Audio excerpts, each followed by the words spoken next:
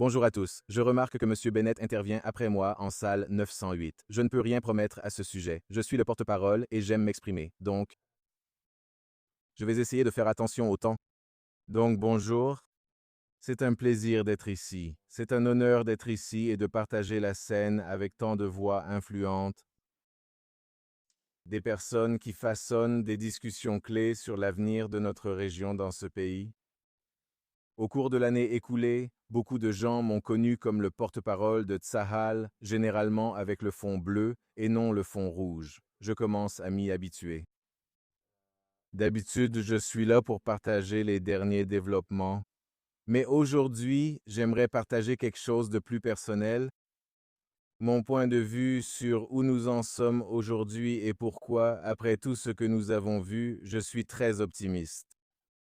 Avant ce poste, j'ai passé 4 ans comme chef de la division de la coopération internationale des forces de défense israéliennes. J'étais en quelque sorte le ministre des Affaires étrangères de l'armée. C'était donc une période dramatique et déterminante au Moyen-Orient. J'ai eu le privilège de vivre cela directement comme représentant des forces de défense israéliennes auprès de pays auxquels je n'aurais jamais pensé parler ou rendre visite. Israël a toujours été perçu comme un petit pays entouré d'ennemis.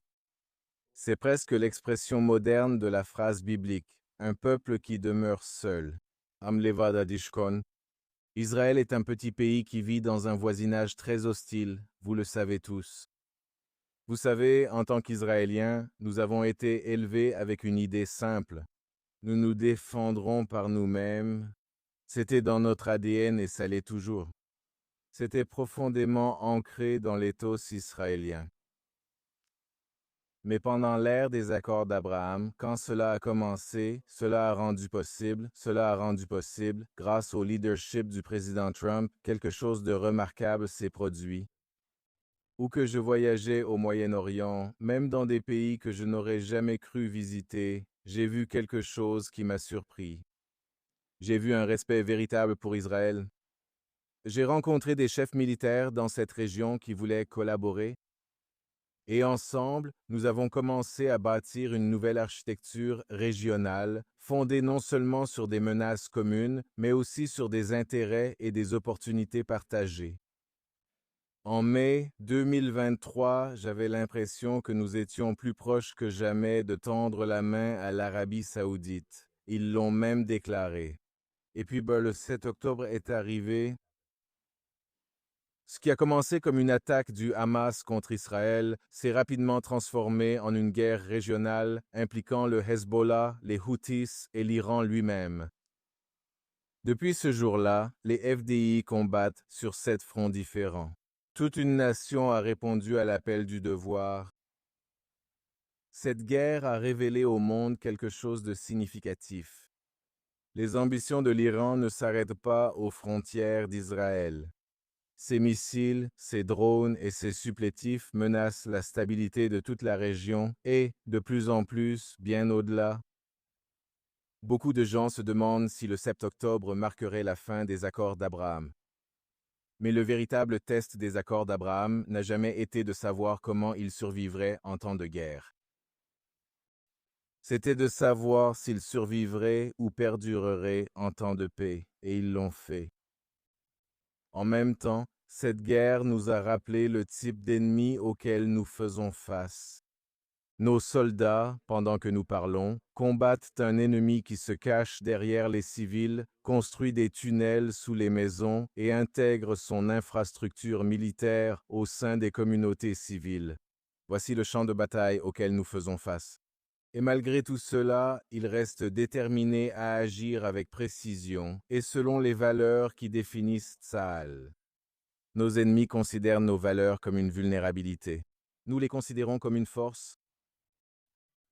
Durant ces 2 dernières années et demie comme porte-parole de Tsahal, j'ai été témoin de quelque chose de remarquable. Au cours de cette campagne sans précédent, j'ai vu notre nation s'adapter plus rapidement que ce que tout le monde attendait. J'ai vu de l'innovation sur le champ de bataille, de la résilience à la maison, et de jeunes soldats trouver des solutions à des défis qui semblaient impossibles.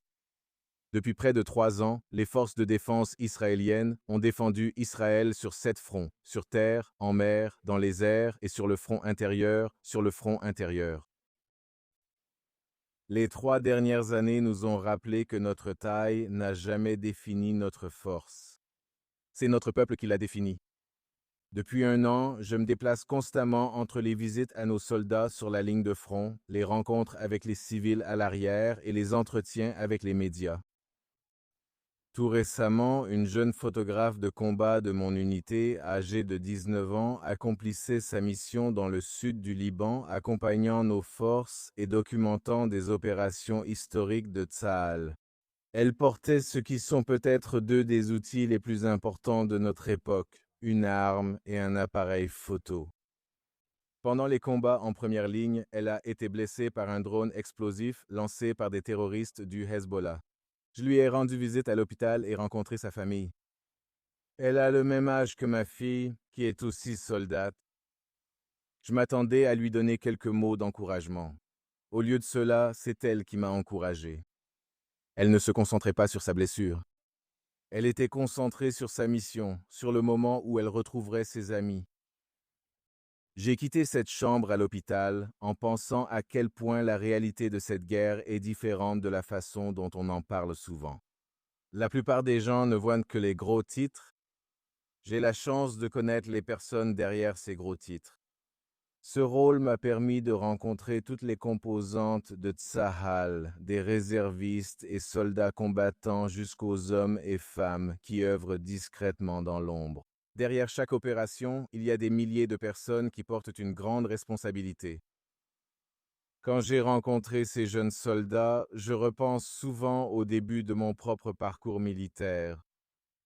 J'ai rejoint l'armée il y a plus de 30 ans dans le corps blindé. Pendant 33 ans, les chars ont été ma maison. J'ai passé la majeure partie de ma carrière à diriger des soldats sur le champ de bataille. En 2006, pendant la Deuxième Guerre du Liban, j'ai commandé des troupes lors de la bataille de Wadi Salouki, la même zone où les soldats de Tsahal opèrent actuellement. Pendant cette bataille, j'ai été grièvement blessé. Mon corps était brisé et les médecins n'étaient pas sûrs de ce que serait mon avenir. Quelques semaines plus tard, je suis retourné auprès de mes soldats. Tsahal a beaucoup changé depuis cette époque. Les menaces sont différentes, la technologie est différente. Le champ de bataille, d'une certaine manière, est différent. Mais certaines choses n'ont jamais changé. Le sens des responsabilités, la volonté de se porter volontaire quand votre pays vous appelle. Ce même esprit existe dans cette génération. Ils sont incroyables. Cela se voit. Merci.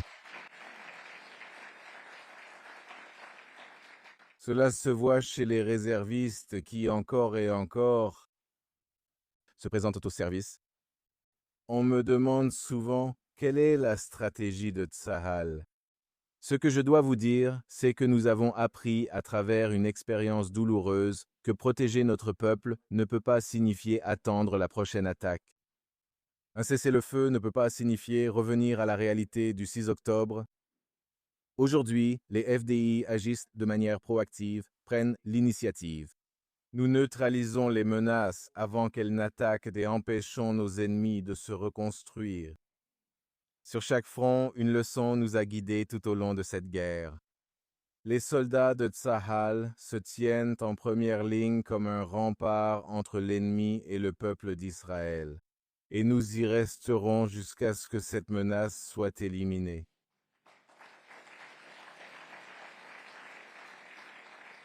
Ce que je n'avais pas réalisé en acceptant le rôle de porte-parole de Tsahal, c'est combien je serais témoin de multiples aspects de cette guerre.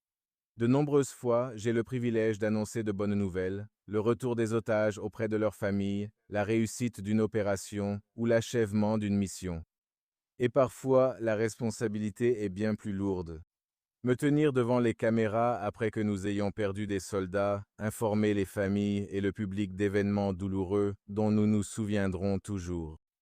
Cette semaine, j'ai assisté à la Shiva du lieutenant-colonel Dor Ben Shimon, qui a été tué vendredi dernier alors qu'il dirigeait ses soldats dans le sud du Liban. J'ai parlé à sa femme, qui est aussi officier dans les forces de défense israéliennes. Un an plus tôt, Dor avait donné à sa petite fille le nom de Gaïa en mémoire de son ami proche, le commandant Guy Nisley, qui a également été tué après avoir été blessé au combat à Gaza.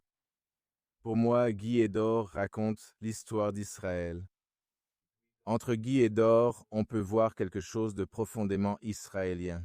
La fraternité, la responsabilité et la mémoire qui devient vie. En repensant à ces 3 dernières années, je sais que cette guerre aurait été très différente sans le soutien de nos amis et alliés.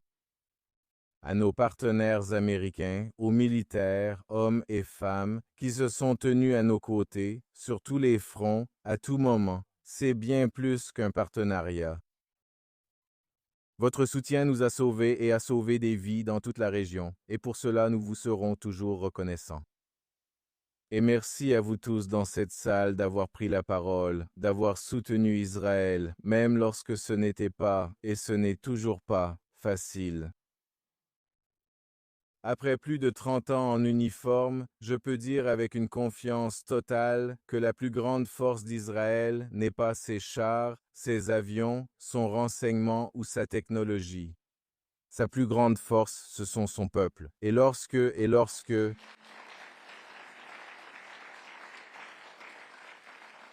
Quand je regarde les jeunes hommes et femmes qui servent aujourd'hui, je vois des visages, je vois Dor, je vois Guy, je vois Chachal, le jeune photographe de combat, et je suis rempli de confiance.